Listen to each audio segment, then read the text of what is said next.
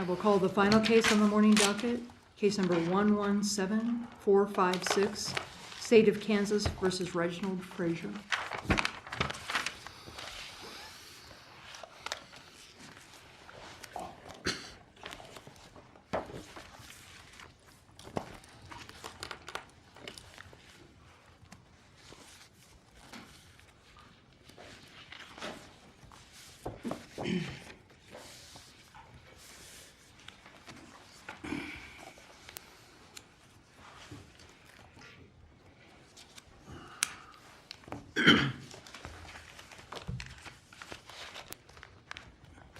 May it please the court, Clayton J. Perkins appears on behalf of Reginald Frazier. I would request 3 minutes for rebuttal. 3 minutes is granted.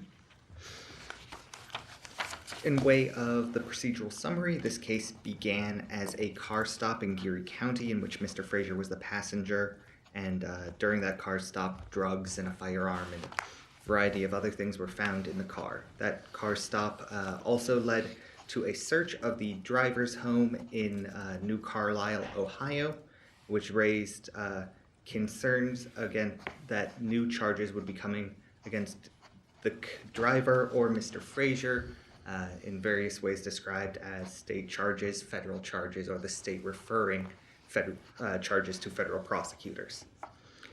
Eventually, the parties entered into a plea agreement in which Mr. Frazier would enter a no contest plea to one of the charges, and in relevant part, that plea agreement also said, pursuant to this agreement, the authorities in Ohio further agree to dismiss and or not file charges resulting out of the search warrant that was obtained as a result of this arrest. Thereafter, Mr. Frazier moved to withdraw his plea, arguing, amongst other things, that he did not understand the terms fully, what was going on, and particularly tied to that agreement. And the district court denied that motion to withdraw. The Court of Appeals affirmed the district court's denial of that motion to withdraw, and we are here on a petition for review on that issue. So I think the core question that is really here is whether or not good cause is presented to withdraw from a plea agreement when it is based upon an agreement not to prosecute that is not binding on the prosecutorial authority that would not be prosecuting, meaning it's not really a tool that can be used to prevent prosecution in that other jurisdiction. However, this case is broader than that because it also comes with larger questions about the ongoing confusion that was going on both with who this clause was supposed to be talking about, where these charges are coming from, Mr. Frazier's understanding of both the risk against him for prosecution from another jurisdiction and how that is supposed to work out with this agreement. So the first part of this issue is whether or not this plea agreement is binding on prosecutorial authorities, as it says, authorities in Ohio. Does he have to be impacted by this agreement before he can effectively move to withdraw his plea? And I appreciate the good cause and manifest injustice distinction between pre-sentencing and post-sentencing, but has Mr. Frazier been impacted by this decision? Has Ohio attempted to charge him with anything?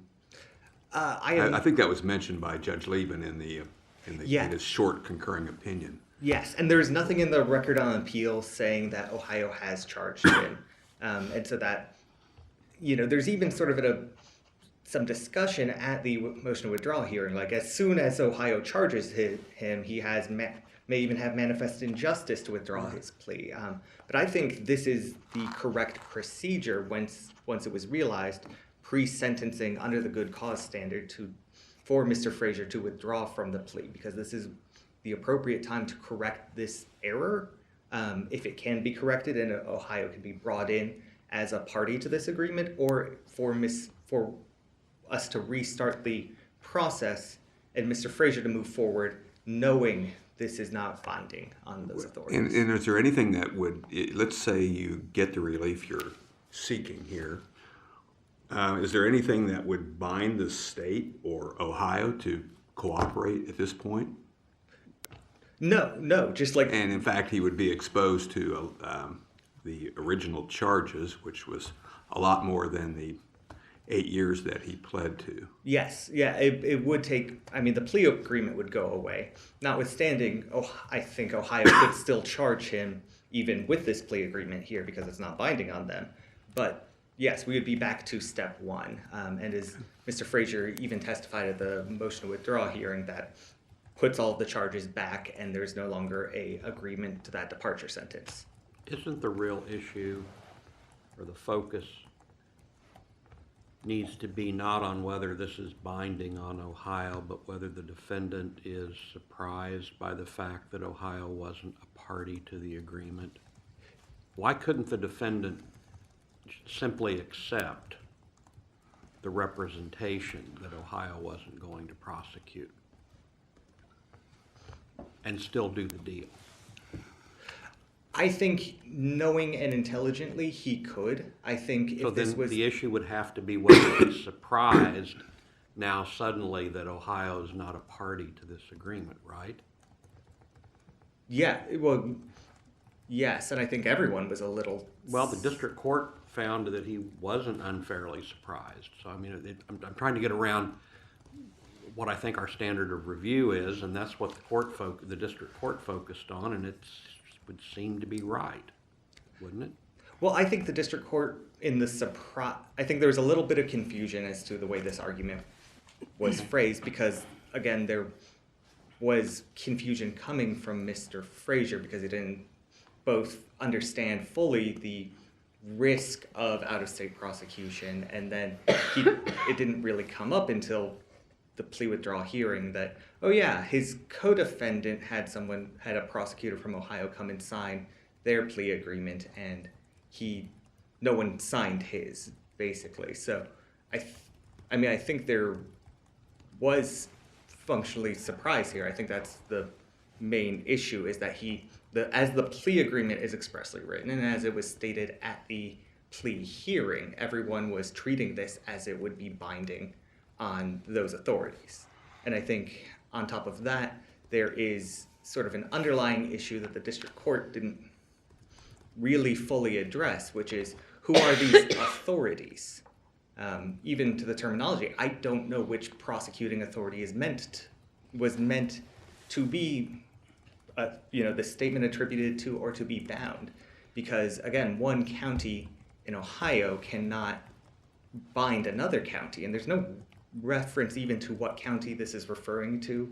There's also was always this risk of a referral for federal prosecution, and which, as it looks at the plea hearing and the way the parties discussed this,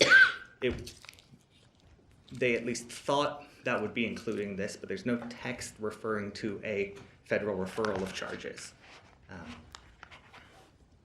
And so Isn't the issue really certainty?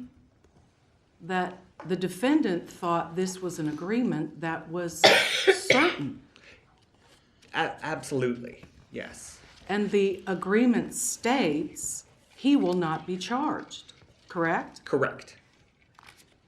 Did he have a right to believe that that was certain if he signed the agreement and took the plea? Yes, I think that as he went into this plea agreement, his understanding was fully that this would be able to prevent prosecution in Ohio. And when that was realized, he moved to withdraw, which is the appropriate step here. And yet both the prosecutor and defense attorney understood at the time it was not in fact certain? That still is confusing to me, on even coming after the motion of the plea withdrawal evidentiary hearing where his defense counsel testified and the prosecutor argued it. Then by definition, doesn't that lack certainty? Yes, and that is precisely what Mr. Frazier, what was the bargain that he was looking for here, that years from now, whenever, if he goes back to Ohio, which is where he lives, that he won't be getting there and getting charged at that time and looking at a new prison sentence, a new prosecution, any of those steps, which could be, potentially even more than the benefit of the bargain he got on this departure sentence. Was that even the bargain? His defense counsel testified that she understood from the prosecutor that he would not be charged if he served 8 years. Yes. 8 years, if he serves 8 years, that's long enough.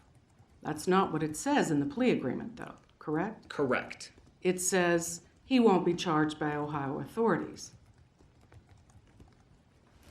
Is that correct? The plea agreement states the agreement is that he won't be charged, Yes. correct? So isn't that in fact different from what the agreement really purported to be? Yeah, yes. Again, it is this complete lack of clarity as to what's going on. Well, that was to the defendant's benefit, though. He doesn't have to serve the 8 years anymore. Now he won't be charged, regardless of how long he serves. That's what the plea agreement says, right? Yes, that is. Yes, and maybe I'm missing a little bit here, but again, part of the concern here is that this may not even, assuming and in good faith that there was some discussion about that's not binding, but someone called up and had a talk to some prosecutor in Ohio and said, yeah, we won't charge if it's 8 years. That's not what was written down, so that wouldn't even be the terms that they were purporting to agree to, and that's one of the many concerns with this case. Is there any point in the record that you can point to where the defendant had some semblance of an explanation that there might be a problem with that phrase in the plea agreement before he entered his plea? No, I can't think of anywhere in the record where that would be. And again, this is going to that this is not just the core question about this non-binding term falling into the plea agreement, but that Mr. Frazier was not understanding the scope of the plea agreement that he was entering into and what it would and would not do. Unless this court has any further questions. Was there ever any evidence that he believed the agreement would be signed by an Ohio official before he entered into the plea agreement? No, That only came later. That right? came That was later. sort of the precipitating it. Yeah, he event. saw that the other one was signed and he won. What? Relatedly, was there ever any evidence that was produced that anyone in Ohio gave any indication that, in fact, the facts of the plea agreement were wrong? I.e., we don't care about a Kansas plea agreement. We're going to charge him anyway. No, I have nothing on the record. So that's just pretty speculative, isn't it? That is speculative, although I think that's where the good cause standard is. Could you point to any specific representation, again, taking all the facts in the best light to your client, is there any representation that you can point to specifically that was made to your client that was wrong during the course of the plea negotiations and the entering of the plea? Yeah. Well, yes, I think. And what would that specifically be? I have. It would be. One, I think the term of the plea agreement that I quoted, which is volume 1, page 158, but then I think it is then reinforced. And I apologize, I don't have the volume number. It's the volume of the plea hearing. The district court goes, so on the plea agreement here, it looks like what's going on. You're going to enter a plea of no contest to one count of the amended complaint, and that the state's going to dismiss all the remaining charges. Also, that the state of Ohio has agreed to dismiss or not file any charges resulting from a search warrant that was obtained as a result of the arrest. And then the district court goes on to inquire. So what's wrong? That's what I'm zeroing in on. What was the misrepresentation? That this is an agreement with the state of Ohio to dismiss charges. Well, is that what it says? It doesn't say this is an agreement with this. It just says the state of Ohio is not going to. Right? What I'm getting at is, I just, it's unclear, as it sort of relates back to Justice Rosen's earlier question. How do we know that anything your client was told was actually wrong? Like, it might in fact be true that Ohio isn't going to prosecute. And I think, sort of in a way, this boils down to the language in the plea agreement for that clause, which is pursuant to this agreement. I think there is a difference between a statement of, it's our understanding that with this, Ohio will not prosecute, and particularly in that context, I think it would go well to have it discussed similar to an agreement to a departure that the So, district court deals with, where... Reading that language in favor of your client's position, the idea or the argument would be that he was implicitly told that this agreement would be binding on the state of Ohio. And Yes. that was incorrect as a matter of law. Yes. Okay, that makes sense. Thank you. How do we get around, oh, I'm sorry, but let me ask this one. How do we get around what I take to be a kind of a credibility determination by the district court? The defense lawyer, Ingalls, said that that throughout the proceedings, she never personally spoke, that she had told Frazier that she never spoke with anyone in Ohio. And that the record doesn't contain any statements regarding Ingalls' conversations or lack thereof with Ohio authorities. And then the court makes a finding that Frazier wasn't misled or coerced. It seems like the court believed that counsel had told her that she hadn't spoken to Ohio, so he would know that there wasn't anything. I mean, I just don't see how we get around that. Well, and partially that is why the core of my argument focuses on the legal effect of this plea agreement and how it's not binding, because I think under my argument you can take that. I'm not trying to dispute a credibility finding there. For his defense counsel did not speak to anyone, and that going into the plea agreement, and she says, of course, at the plea hearing, she didn't speak to anyone in Ohio. But even taking that, that he knew his counsel didn't know what the charges were, he was still being legally told, both in the plea agreement and in the district court, that it would be binding on Ohio, whatever those charges were. Was he, I'm sorry, but what you said there right at the very end relates back to my earlier question. Mm-hmm. Was Frazier ever told that it would be binding on the state of Ohio? Is there any evidence in the record aside from the language in the agreement itself? I think the statement I read from the plea hearing and the plea agreement are what I'm relying on for this. Whether it's explicit or implicit. Yes. The court statement. Yeah. Thank you.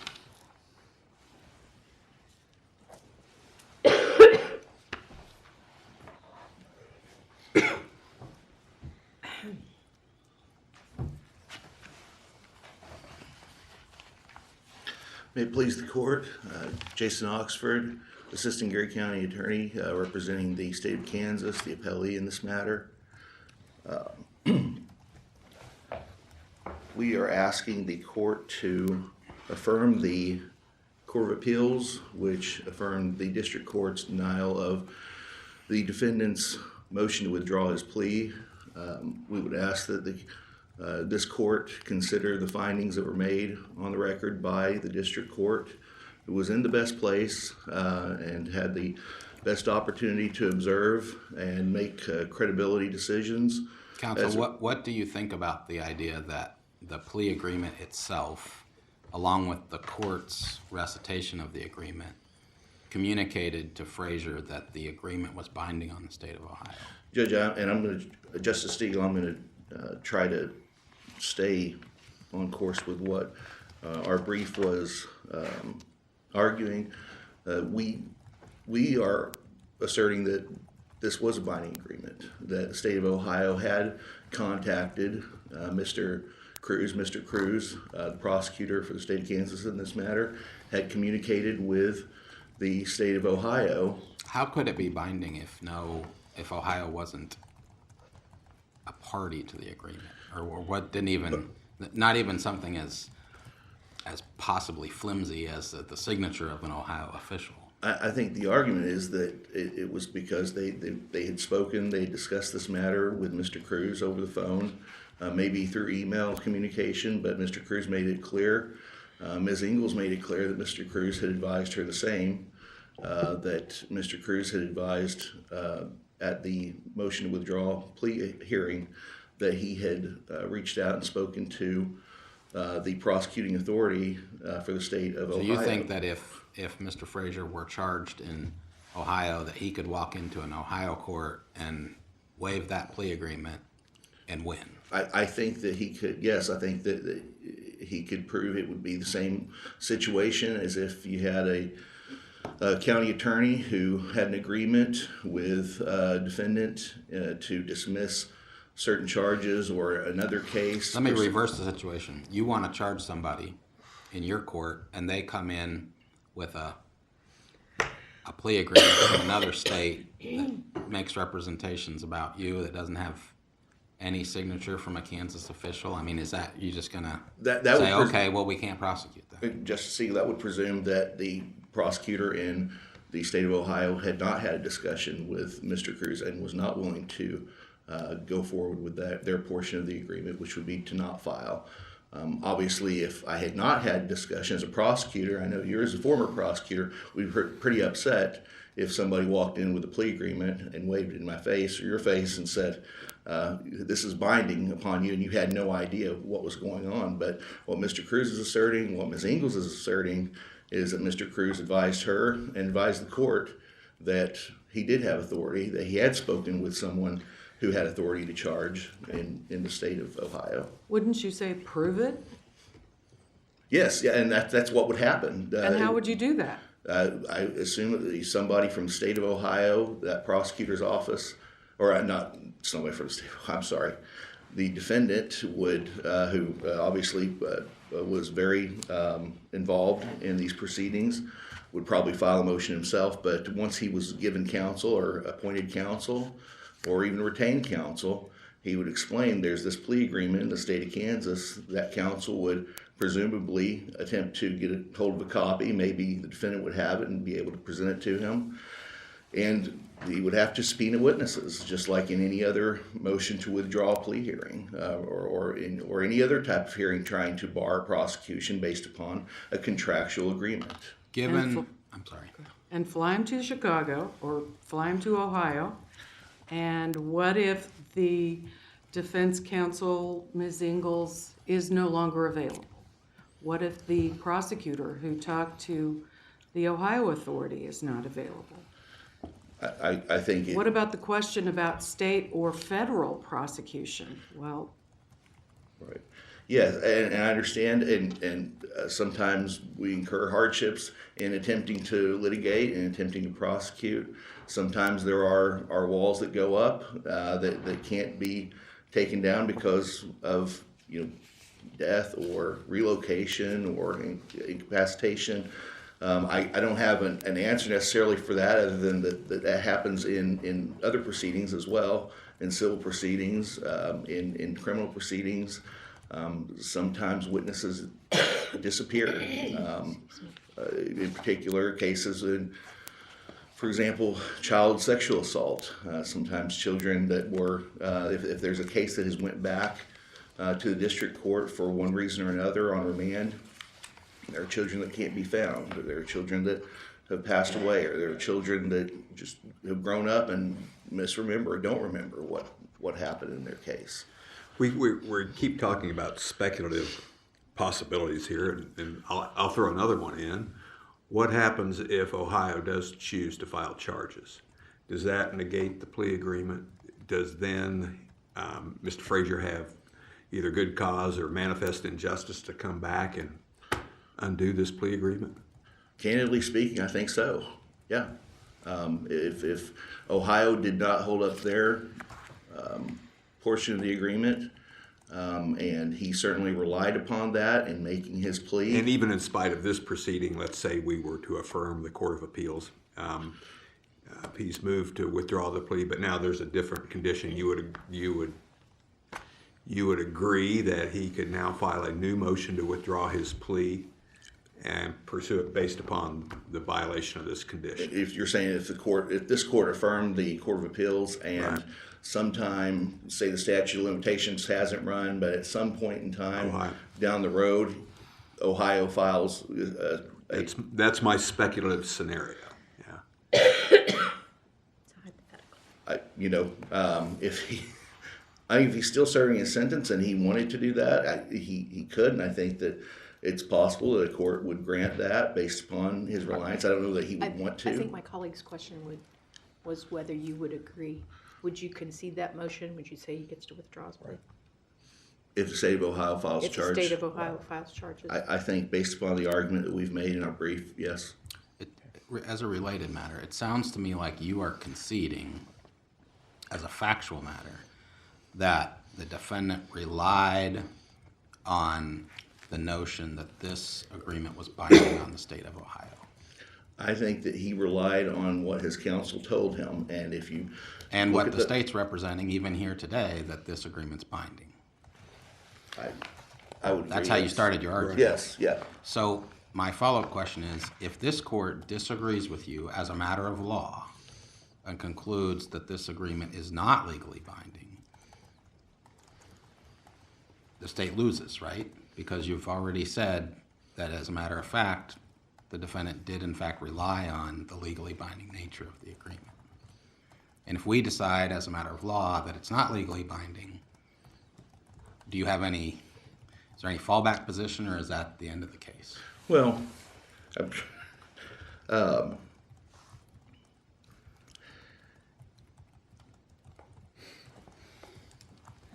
Judge, I guess I would rest on the brief. If this court finds that this agreement is not legally binding, under what premise? Under the I'm just trying to figure out if the state's putting all its eggs in that basket. It sounds like you are. I don't ever like to put all of the state's eggs in one basket. I'm trying to stay as consistent as I can with the brief, and certainly that's been the position of our brief, is that it's binding. Thank you. When Mr. Frazier first raised the issue of a concern with no signature from Ohio official on the plea agreement, did anyone reach out to Ohio to try to get something in writing to satisfy that concern?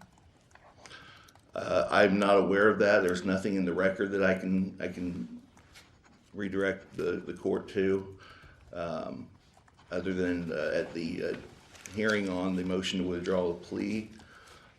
Ms. Ingalls made it clear that she had discussed that the state of Ohio would not be filing charges, that she had been given that agreement by Mr. Cruz.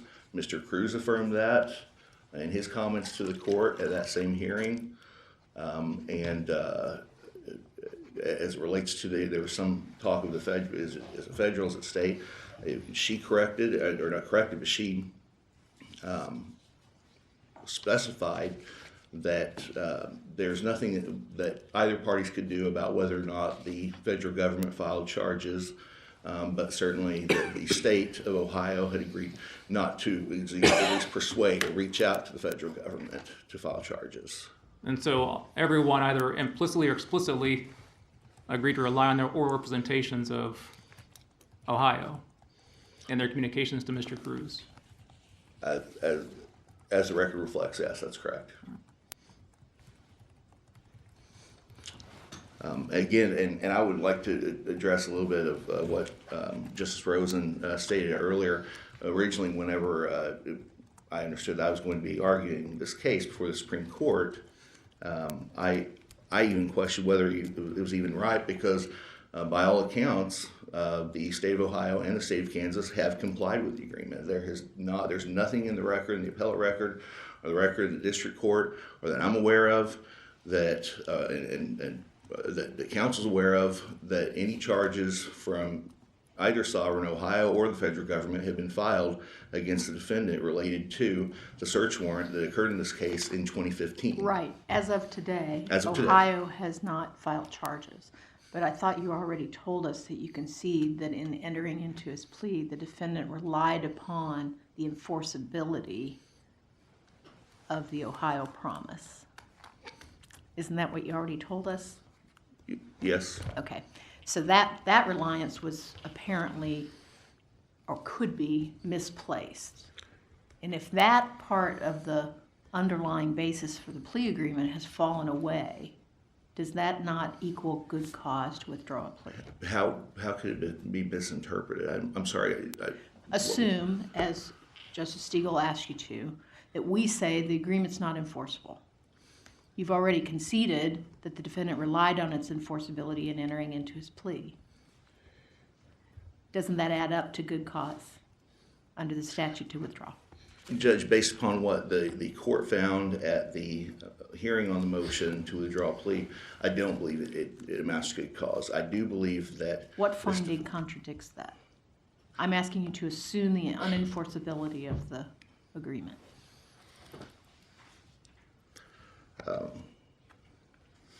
So I don't know how the findings can save you on that.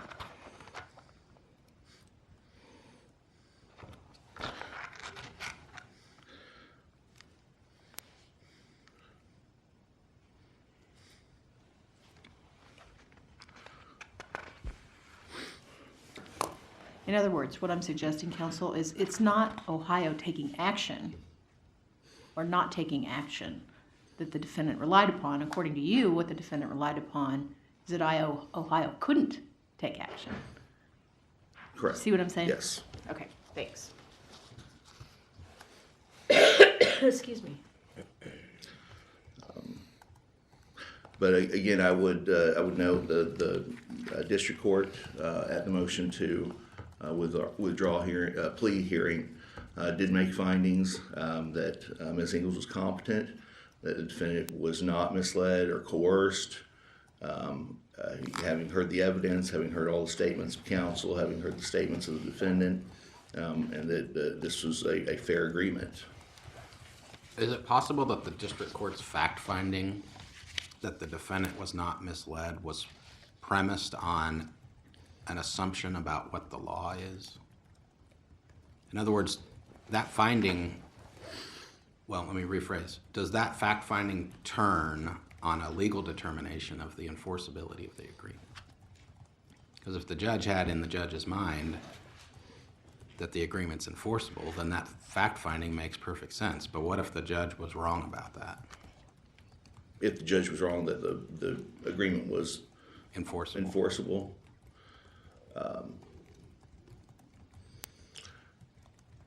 Not necessarily, Judge. I think that taking in all of the Edgar factors, taking in That does the color opportunity. whether or not the defendant was misinformed or not, though, right? Well, and if there was testimony also that the defendant was perfectly fine going forward with the plea at that time, that if he did have any questions, there was still 3 weeks before the trial, that he could have reached out to Ms. Ingalls. They could have stopped everything right then and there, but he insisted he was prepared to go to trial or to enter his plea and did not seek the additional time. So any matters that he was unclear of could have been cleared up, but he apparently was not. The point that I'm making is that he was clear on everything, and he wasn't necessarily misled. I don't have any more time, but if anybody else has any other questions for me. Aren't we still waiting to see if that is in fact true? If what is true. Whether he was misled? Aren't we waiting for Ohio to continue to remain inactive? Ohio agreed not to file any charges, and that's what they relayed to Mr. Cruz, who on the record stated that that's what they relayed to him, and that's what Ms. Ingalls advised that Mr. Cruz relayed to her. And so far, so good is good enough, such that there's no good cause. I do not believe there's good cause to withdraw the plea.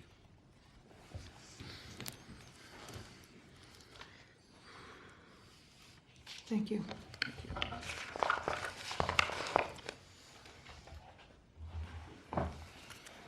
You reserve 3 minutes for rebuttal. Thank you.